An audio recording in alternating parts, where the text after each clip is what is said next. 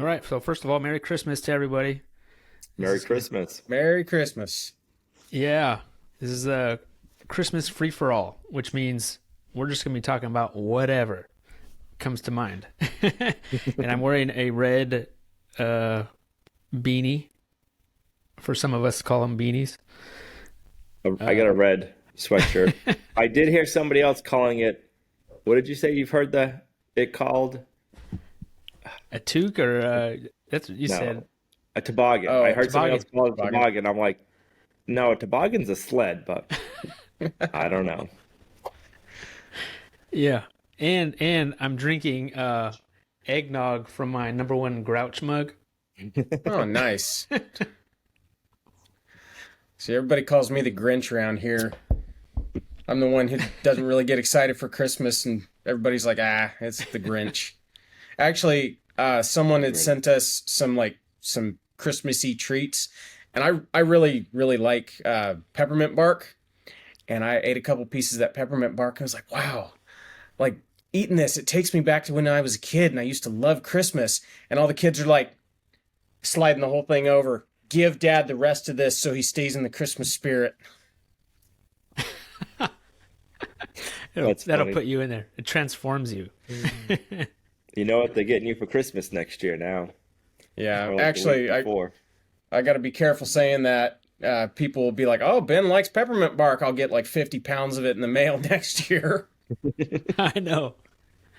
Homemade. Yep. So what are you guys going on this week? Ben, did you butcher a cow this week? Yeah, that was on the agenda until I got sick. I caught, the whole house has had it. It's moved its way through everybody, and I was being real positive. It's like, you know what? I'm not gonna get it, and I'm gonna do the cow on Saturday, and then Wednesday I came down with this flu or whatever it is, and it absolutely kicked my butt.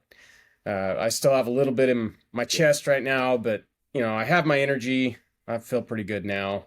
Even though we're coming up on a week ago that I had that. Today's Monday. I came down Wednesday. Yeah, it was pretty rough. I think the hardest part was like, I hurt too bad to lay down. I hurt too bad to sit in my chair. Like, it was just like aches and pains, and it wasn't fun. So yeah, we postponed until the day after tomorrow. We're doing it Wednesday. Nice. I'm ready. I Better not kind to of bummed push that. it, you know? Yeah. I'm bummed we had to push it back, but at the same time, it's all good. He'll go in the freezer. Will the weather Yeah. be better for it? That you I pushing think it so. off? I think so. It's supposed to be like 20 degrees That's that morning. positive. So like Nice. the colder the better, in my opinion. I like butchering in the cold. Yep. So plus, a cow's easy. A No cow, way. you're not breaking it down right away. You kill it, eviscerate it, and then you hang it. So it's a really easy day. I'm hoping we can be done in like, hour to 2 hours. That'd be nice. We'll see. I better knock on wood, make sure nothing goes wrong. You got a lot of help coming? Not really. Just you and the family? I think it's just me and the family. Actually, the boys are going to be at work, so it's going to be me, the two younger boys, and Meg, and then my friend Brian's coming over. He's going to help. Yeah, Jason, I've been meaning to ask. You want to come over? Yeah, All right, Wednesday. it's always a party. I know, oddly enough, these are the circles we run in when butchering a cow is a party. It's a Christmas party. Christmas party. Yeah, we've been trying to fight off that sickness. We're feeling a little bit this week, but it wasn't bad. I think we felt it a little bit, all of us, and then kind of got better after that. But That's good. Yeah, it's going around. It's going around. I was talking to my mom last night, and she had the exact same thing, but way worse. She said it kicked her butt it was over a month. It was like 5 weeks or something like that. She dealt with it. And it was exactly the same symptoms. It progressed the same. The backache and fever, and then it turned into whatever this chest congestion is. So I've talked to quite a few people that have been dealing with this exact same thing. So I think they used to call that the seasonal flu. I think that's what they used to call it. But I mean, depends on who you talk to. They'll be like, oh no, that's, the C word. The crud. You got the crud. The crud. So you guys cooking up any special food this week for Christmas or? Actually, I need to go see Jason. We're gonna trade for a turkey. That's right. Yes, we are. Nice. Yeah. Yeah, we just made some pastrami. Ooh, I love How'd that turn out? pastrami. It turned out good. It took out a little bit salty, Yep. but I don't know. I like salt, and but it could have been a little bit less salt. But we brined it for like 5 days, Nice. and then we put it in the smoker for 8 hours, Wow. and it's good. Like we've already had it for 2 days, and it was one of the briskets. Yeah, Lorraine's been cooking today. She's been baking all day, pretty much. That's pretty much what's You guys going all on stay here local? for the holidays. We don't go anywhere. Yeah. Yeah, we moved very far away from all the people that would request our presence. It'd be a little bit of a drive to go see anybody at this point. Yeah, we don't go anywhere either, man. What about We you? don't either. You guys stay home. We stay home. We got like a Christmas Eve stuff to do, but Christmas Day we'll just chill. Have either of you guys ever made corned beef out of your own meat? Of my own. No. Have you ever made one? That's probably a better I mean, question. that's kind of like pastrami, I I guess, think right? like pastrami. I think I made Yeah. it once. Yeah. Yeah, we did a corned beef last year before, something like that. Man, it's so good. It's similar to what you buy from the store, but like 10 times better. And it's super easy. You just brine it and then slow cook it. Now, have you had any pastrami sandwiches, or are you not wasting it on a sandwich? We had pastrami sandwiches tonight, right Tonight. before this podcast. How was it? It was great. Went to actually this weekend we went to the Charlotte Farmers Market. It's a huge farmers market. I mean, right now it's not as many people as in the summer, but so we bought some like homemade bread and we put the pastrami on that, and Nice. man, it was good. Now, what were they selling down there this time of the year at the farmer's market? I know you said bread, but is there like a lot of greens and stuff? Yeah, there were some greens going on. I mean, our friend, me and Ben's friend Casey, Honey Tree Farm, he was there. Yep. He's at that farmer's market. He's always selling out, man. Like he grows. I think he had cauliflower. By the time we showed up, he was already sold out of stuff, Wow. like lettuces and stuff like that. Sunchokes. I guess he sells a bunch of sunchokes. I just harvested a bunch of sunchokes. But Casey says he calls them fartichokes. Yep. Yep. So they'll make you go. Little gassy. Yeah, a little gassy. Yeah, it was cool. It was kind of one of those farmers markets where they had a section where it was like, I think people just buy wholesale, like like your wholesaler, and you Yep. buy a bunch of veggies from I don't know wherever in bulk, and then you go there and you resell them. So there's a lot of that going on, but they also have a section that's specific for like local farmers. Gotcha. Small scale farmers, so it's kind of all in sections, and they have like a flower section, people selling just flowers and stuff. Is it outdoors, indoors this time of the year? It's outdoors, but it's undercover. Gotcha. It's like a big pole barn, I think isn't part it? of it is in yeah, it's kind of like a pole barn, I guess. Yeah, but from what I understand, it's like one of the bigger ones that's out there, which is Sounds cool. pretty big. We don't have anything like that around here. It must have been kind of like holiday themed this past weekend. Yeah, I mean they had some like people making stuff also section, gifts and handmade stuff. That'd be pretty cool. I kind of miss farmers markets. That was something we always used to do. Like every single weekend, we always went to a farmers market when we were in California.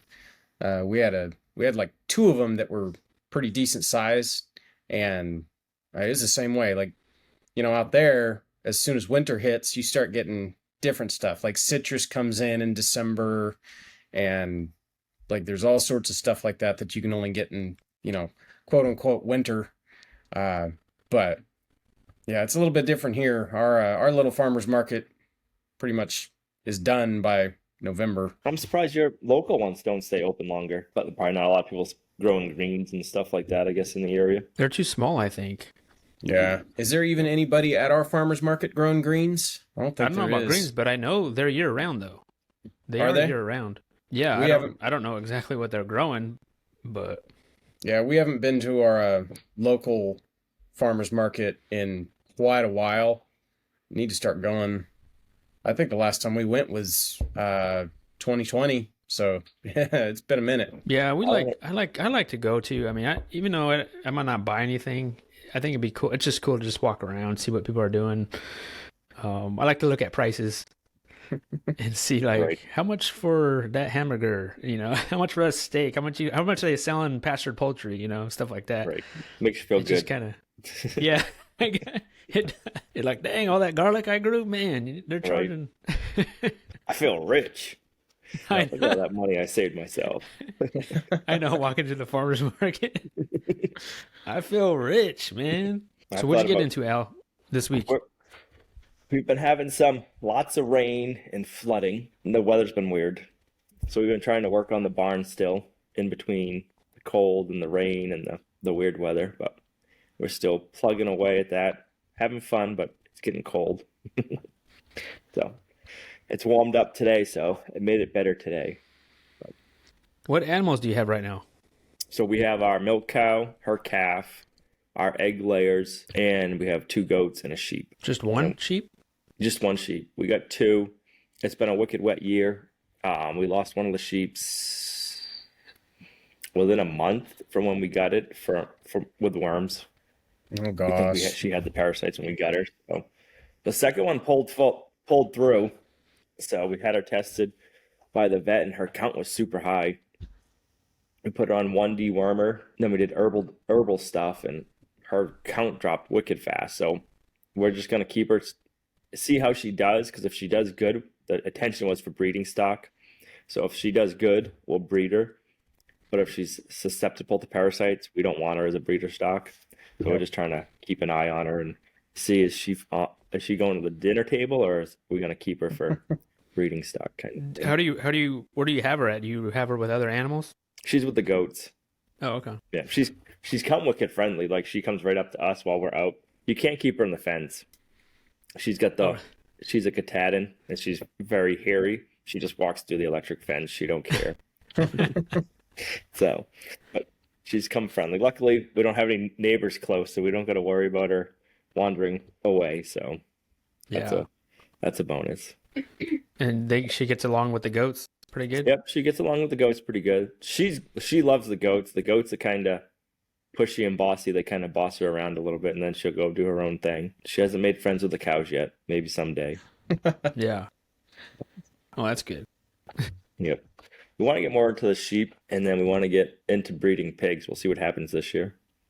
That's kind of the goal. I wish you weren't so far. I'd be like, man, yes, get into that so that way I can buy them from you. Right. You're doing the breeding of the pigs. Yeah, that's true. I know. I almost consider them not even pigs. Because they take forever. They take so long. That's kind of where I'm at with these stupid guinea hogs. They, you got to breed so many of them, and then you got to feed them for 2 years before they're big enough to butcher. It's just like, wow, this is slow. Yeah. When you got to start thinking about buying other pigs in the meantime, that's when it's like, maybe it's time to reevaluate. Yeah. I've been seeing a lot of Idaho pasture pig breeders down in your guys' neck of the woods and like the Carolinas. Because I've been keeping my eye out. I'm trying to, make sure I can find some come spring. So there's a Facebook group, and I've been on the Facebook group just keeping an eye on everything. And there's quite a few down your way. Might be worth a shot to try raising just a couple of feeder pasture pigs and see how they do for you. I mean, I know ever since I moved those 4 little pigs that I have in their own area, I've noticed they've only been there for maybe 2-3 weeks, and they've gotten bigger. Have they? I'm more structured with their feeding. I think that's probably why. And I moved them away from the mama. So they're not like, it's not fending for themselves anymore. Yep. I gave them their own bowl.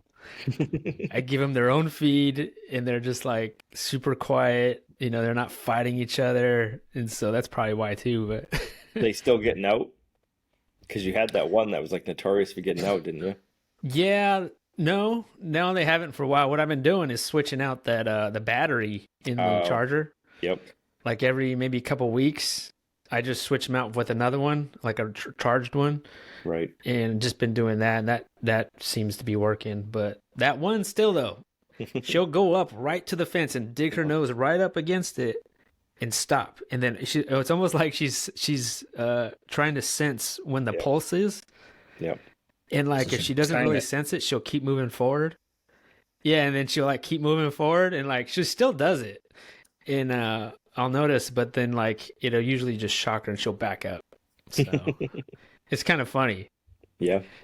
How they do that. And as soon as they see me in the morning, man, like she does it. She's like, "Get me out of here. Get me out of here." Like it's almost like she wants to run to me. When were they born? I think they were in March. March. They're about the same time yours were born, Ben.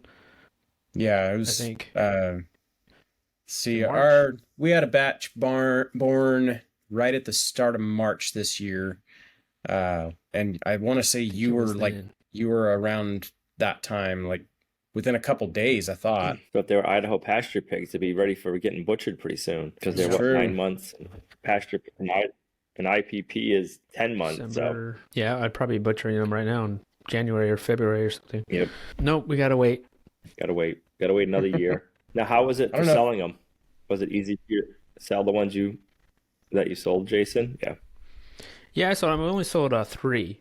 Okay. I sold 2 as 2 males, and for the guy just wanted them to butcher, and then we sold another male for breeding. The guy bought them for breeding. He already had 2 coonies before, and so he wanted another male. Yeah, I didn't have a problem selling them. And then I still had people contact me after that because we only wanted to sell 3 and keep 4. And then mine are registered coonies. Some people care about that stuff. Yep, they do. They want them registered. But the ones I sold, they didn't care because I was like, I'll register them for you. I don't have a problem. I'll register them because you gotta send in like hair samples to a college, and then they gotta test the hair samples, and then yeah, it's like a whole thing. It's not that intense for goats. Like if you have a registered goat, you can just say who the mother and the father was and register them. You don't got to send in hair samples. Oh, really? Or anything. Yeah, it's easy for a registered goat. So I'm surprised it's that much on a Cooney. Yeah, I don't think it costs much, but it's the process. Right. But the guys who I sold them to, they didn't care about that. You're like, well, if you're just gonna eat the pig, like you don't need it registered. I don't know who cares about if they're registered or not. You know, I guess they wanna. I don't know. I guess if they're really serious about it, they do. But it would really only matter if you were selling the babies. You were gonna breed them and then sell them. I mean, it's kind of cool because it like tells you like who are their parents from, who are their grandparents from, and like were they from, what farm are they from. So that's kind of cool. Like just to trace that back. Yeah, that's one of those things. If you were, I guess, farming on a larger scale, if you have all that documentation, you have traceability. So it's, if you want to breed pigs and sell them to, I don't know, a college or something like that, you would have the traceability. That all that stuff is there, for a reason. It was back when I was working at a shop that had, they were ISO 9000. That's the basically international like standards for manufacturing. As soon as we got our ISO 9000 certification, it changed everything, and there's paperwork on everything. But the more I got into it, it was like, hey, this is actually kind of cool because you can follow every part all the way back to, the material, and then all the way back to the mill where it came from. It's kind of cool to have traceability like that. So it might be kind of cool to play around with all of your breeding paperwork. And it makes it so you can sell your breeders for a lot more money. Yes. because like the Idaho pasture pigs for a feeder pig, it's like 150 a piglet, like a normal piglet is our area. And then for a breeding pair or for a breeding gilt or boar, you're looking at anywhere from 500 to 800 for Wow. the same pig with paperwork. Yeah, But we that's sold what our feeder coonies for 200. a lot of the people I've been talking to, they don't sell the females for feed stock, even if they don't make. So like the Idaho pasture pigs, there's like a bunch of standards that each piglet has to make in order to become a breeder. And even if they don't make that, the farm won't sell that piglet as a feeder pig. They'll keep it, raise it, and butcher it themselves and sell it because they're afraid that you're going to use it for a breeder. That's something I've wondered with our guinea hogs. We've got, our boar Mo, when we got him, he was 3 months old and he was almost as big as our 2-year-old sows we had. So like, okay, like what's the deal and he's same thing. His parents are papered. We could get papers on him if we wanted them. Well, he's huge now that he's, 2 now. And he absolutely dwarfs our 2 sows.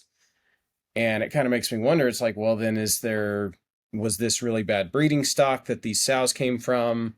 Because they're about the size their mom was when we got her. So I don't know. We've been talking about finding new breeders, just see if maybe we could get a little more size out of these guinea hogs because they seem really, really small. I know that was one of the things. So I looked into the Idaho pasture pigs. There's a bunch of different standards, and one of them is like the size. They got to get so big, but they can't get too big. And then like it's like the personality traits. They got to have a certain personality trait. If they're mean or this or that, or they won't let them sell them as breeder stocks. Yeah, you probably could get really nerdy about it. Yeah, I'm sure you. It's good to know though, especially if you're getting them for breeding stock, that you have a good quality bloodline that they're coming from. Now, the guinea hog's popular in your area, so it sounds like the coonies must be. I would Not say. really. Everybody likes the coonies around here. No? How much bigger do the guinea hogs get than the coonies? They got to get decent size bigger. I think that would depend on the bloodline. I'd say Mo's probably on par with Jason's boar, and they're about the same age. Oh wow! The females we got, they're pretty small. Yeah, it'd be interesting to compare the ones that were born at the same time, yours, Ben, and then mine. I wish I still had them. I sold that. I sold that whole litter, and I've kind of kicked myself. Oh, did you? Yeah, someone had wanted the entire litter, and I was like, yeah, we're gonna breed them again this year. I'll have another litter. And in hindsight, I should have kept a couple just so I could, because I did actually want to kind of compare them to yours. I thought that would be kind of cool. I put the bones up on that high tunnel, the arches, which it went pretty good, went pretty smooth. I of course that that gas powered pounder, it was too powerful, so it did mushroom out the posts that I was pounding in. So I had to grind the tops of them. It was only that one side, that very first side that I put up, because I think I guess I wasn't aware of what it was doing, mushrooming them out. So there was like quite a few posts that were all mushroomed out. So I had to go around and grind them off to smooth them out, so to put the arches on them. But the other side was fine. I had caught that at that time, but they went in pretty good. I mean, you had to wiggle them in there. Some of them I had to hang on them, and I'm like, get in there. Like, you kind of have to wiggle them in there. How tall is it in the center? I don't recall. Is it 12 feet? It's probably about the same as yours, Ben. What is yours? It's like 12 feet? 12 feet or something like that. Did you get the lift kit on yours? No. I'm not sure. I would have to go. No, I don't know if it came with one. Yeah, I don't have it with me here, the directions, but I want to say it's about 12 feet. 12 feet. Tall enough. I need a ladder. Yeah. Yep. Yeah, if I stand on a ladder, I can touch the top, so it's probably around 12 feet. Yeah, it shouldn't be any bigger than that, because I would need a bigger ladder or some kind of lift or something. Yep. And that'd be a pain in the butt to put together if I had to do that. Yeah, I think ours was 19 for the peak. or something like Yeah. that. It was, yeah. I should have had a lift, but I did it all on ladders, and I'll be doing it again at some point, but I don't know if I'll Yeah. probably rent a lift the next time. I've smartened up a little bit in my older age. The older I get, a little bit wiser I get, I hope. Well, speaking of older, I just turned 45 yesterday. Oh Happy my gosh, birthday. happy birthday. I didn't know you were a Can you December believe it? Like birthday. five more years, and I'll be 50. That sounds crazy to me. That's weird. It sounds so weird. Like I'll be Right. 50 years old in 5 years. Yeah, when you turned 40, it felt weird too, though. I Yeah, know that felt when I weird, turned but 40, I was like, yeah, but 45 is like, man, I feel like it happened fast. I almost feel like from now on, everything's gonna happen fast. I feel healthier now, even though I'm in my 40s, than I did before in like my 20s. So I'm like, I got this. Mm, I agree with that. Yes, yeah, I I agree feel the with same that way. too. Yeah, I feel healthier now than I was in my 30s. Imagine what we'd feel like if we lived the way we used to live. And you know what I mean? It's like, I don't even want to think about that. 45's the new 35. The new 25. The new 25? The new 25. It's all just a number. That's cool. Yeah. My birthday's next week. I ain't Next 45 Next though. week? Yeah. Cool. It's the 28th. Happy birthmas. How old are you gonna be, Ben? 38. I still got a So you're couple the more. baby. Yeah, I'm a baby. I still got a couple more You're until I almost turn 40. 40. It's coming quick though. It's been amazing. I would say after like probably like 33, it seems like everything. Honestly, after 30, everything just sped up. They keep coming faster and faster. I mean, I'm still in my 20s, right? No, I'm almost done with my Right. 30s. Everybody That's always wild. asks me, how old are you? I'm like, hold on. I gotta count figured out. I don't pay attention really. Like I Yeah, was born after you hit in, 40. yeah. After you hit 40, you're like, man, how old am I? Yeah. I think on my foot when I was turning 40, I almost forgot I was turning 40 because I don't pay attention. For my birthday, though, I think my mom was watching or listening to our podcast because she gave me 1,000 zip ties. Nice. A bag of 1,000 zip ties for my birthday Zip tie. and duct tape. That's all you need. Just some WD-40 and you're set. Do you guys do anything for your birthday? Are you doing anything? No, we didn't really do anything. We just that day was the day it rained all day, Yep. so we really didn't do anything. We just cooked that pastrami, and the rain made a blueberry pie, Sounds like a good birthday. which I prefer pie over cake. What about you guys? Mm, Cake or pie? it depends. Uh, generally, For your birthday. For your birthday, cake or pie? It's got to be cake. Al's I thinking. used to be cake. I'm thinking because I used to be a huge cake guy. Like I wanted a chocolate cake with vanilla frosting. And then I think I went to like pound cake with strawberries. Hmm. And now I could either go for like a blueberry pie or a cheesecake. I'm getting a little more like I don't know, with a nice hot cup of coffee. But Yeah. Yeah, that's how I am. Blueberry pie. I've always been a pie person. I never versus used a to cake. be. I used to hate pie as a kid. I always liked pie. I hated cobblers. And now I'm an equal opportunity pastry eater. I'll eat it all now. Yeah. Yeah. Ultimately, it doesn't matter, but Right. but blueberry pie, man, all the way. Apple crisp with some homemade vanilla ice cream from your dairy cow. You can't beat Yeah. that now. I can't Oh, beat that. right. It's all changed. It all changes once you start homesteading. It makes a big difference. Yep. Yeah. I think probably as a kid I didn't like pies because it was a Crisco pie crust. Mm. Now at least it's a good lard pie crust. I know you make it homemade. Is it count as bad food if you make it? No. No. No.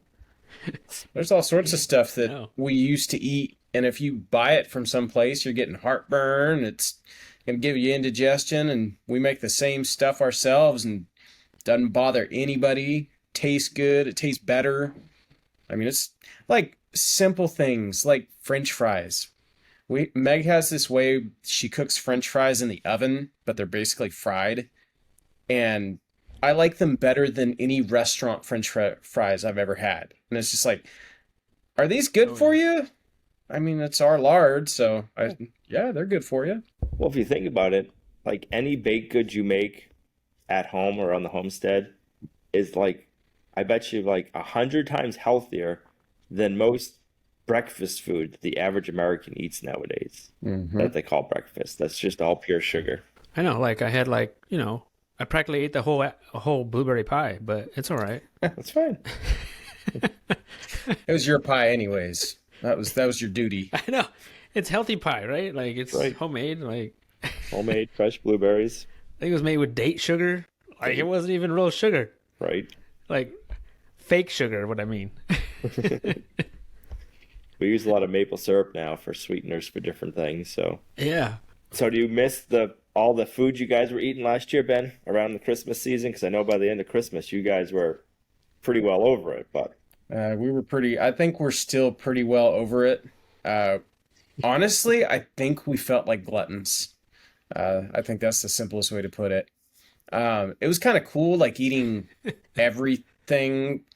But honestly, I felt really bad for Meg because all she did for the entire month was cook. yeah, It's like she was a short order chef and she was working overtime. I mean, she still has spent a lot of time in the kitchen this year, but yeah, we haven't done Fatty Christmas. That's what it was called. We haven't done Fatty Christmas this year, and it's okay. Like I'm good.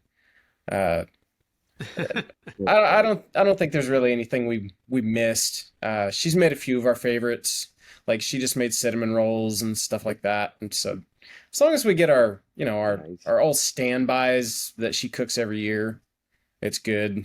Last year was a little bit overboard. We might have covered this in another podcast, but is there anything that you guys do every Christmas that's like a tradition that it's not Christmas until you do it? the only big tradition we have is we go out and cut a Christmas tree down on our own property. That's about it for, I guess, a big tradition. That reminded me. I'm going to tell a little story. So, since Story we've time. been here, every year we go around the property and we find just a pine tree and we cut our own Christmas tree. We don't have any spruce or anything. We have white pine, yellow pine, and then cedar trees. And I'm not bringing a cedar tree in here because they're kind of stickery. Well, we hopped on the golf cart, grabbed a chainsaw, and we're driving all over the property. And all of our trees that we've kind of had our eye on really grew a lot this past year, and it's like they're kind of too big now. And so we're kind of just driving around and we aren't really finding anything. And I know there's a stand of pine trees kind of out by the road. I was like, well, let's go check that spot out there by the road. And we go out there and there's one that would work, but we basically had to top it. So, we're out here, all of us kids, everybody's piled up on the golf cart. We're down here by the road. I cut this tree down, shorten it, get it up on the roof of the golf cart, and we all climb on the golf cart, and we all have our arms up on the roof holding this little tree on the top of the golf cart, and a neighbor drives by, and I realize how just redneck this must look. A bunch of people, half the kids aren't wearing shoes. We're balancing a tree on the roof of a tore up golf cart. Well, this person driving by, we see her start laughing, and she's just like, it must be everything she can do to keep from driving in the ditch because she's laughing as she drives by us. I'm like, oh my gosh. Yep. That's about one of the most redneck looking things I think I've ever done. Hey, don't mind us, neighbors. Like, I'm just cutting a Christmas tree. That's funny. Oh, it's been a good tree. It's, it doesn't have any branches on one side because it was facing the woods, but that's fine. It goes against a wall, so it doesn't need branches all the way around. Yeah, I don't know if we have a tradition. I think we haven't really found one yet. I know. Well, I guess for New Year's, we used to. Well, in California, we used to wake up in the morning before the sun rises and like hike up on top of a mountain or like a overlook, and then watch the sunrise on the first. That's cool. That's a cool tradition. We still try to do that. we still try to do that, but out here, it's usually like overcast. So it's not much of a sunrise. Usually, once in a while, you'll get like a good sunrise, but for the most part, it's always just overcast. So it's kind of like, it's not the same, but we try. I think we're going to try it again this year on our property. Most people are still sleeping, I would think. Oh, yeah. If it's Hungover, still New Year's sleeping. Day, yeah, that's hungover. Yeah, usually Lorraine will make I don't know, like donuts or something, Nice. and hot chocolate, and then we'll bring it, find somewhere where you can watch the sunrise and go watch that. So can you guys grow easily in your greenhouses all year round, like greens and cauliflower and broccoli and stuff like that if you wanted to? Or is there a time like that it would take a lot more effort? So there's definitely there's a trick to it. What I've found, I tried planting some like lettuces and stuff like that, and I was way too late, and it's too cold for them. But we did go into winter with cabbages and broccolis and, all the cole crops and Swiss chard, stuff like that, planted and started already. And that stuff, we're eating from it now. And it looks like we're going to have cabbages and broccoli and cauliflower and maybe some Brussels sprouts all the way through at least next month, maybe longer, depends on how much of it we eat. The struggle has been, as long as it doesn't get down into the low teens, the stuff outside of the greenhouse is doing okay. But the problem with the stuff in the greenhouse is bugs. It hasn't gotten cold enough to kill the caterpillars, and they're absolutely annihilating everything. And because, cole crops, you eat the whole thing. I don't want to go in there and spray. I usually use pyrethrum, but which is, it's an organic pesticide. It kills everything, but I don't really want to spray that on the broccoli that I'm getting ready to eat.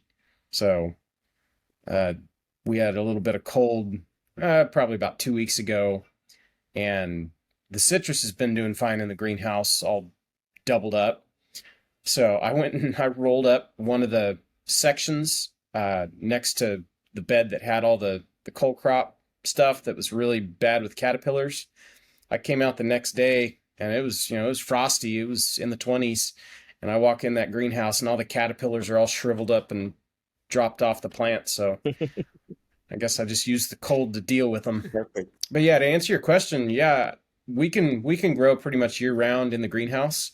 You just got to have stuff already established before the soil temperature gets too low. Now I wonder if you could start plants in your house or whatever and then transplant them. Like if you want to have like a longer succession. I don't know if that would I need to try that. be good or not. That's just one of those things, I just haven't thought about it and I haven't tried it, so I don't know. I need to. Yep.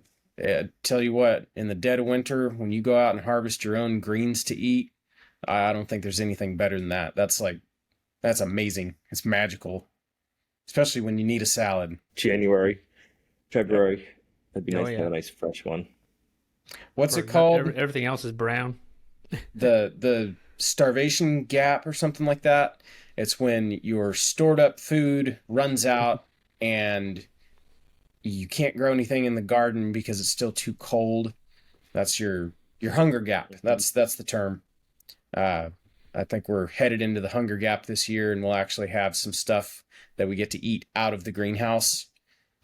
Last year, I was too late on planting stuff for winter eating, and the stuff that was in there wasn't very big. And when the December freezing cold blast we had came, it annihilated everything.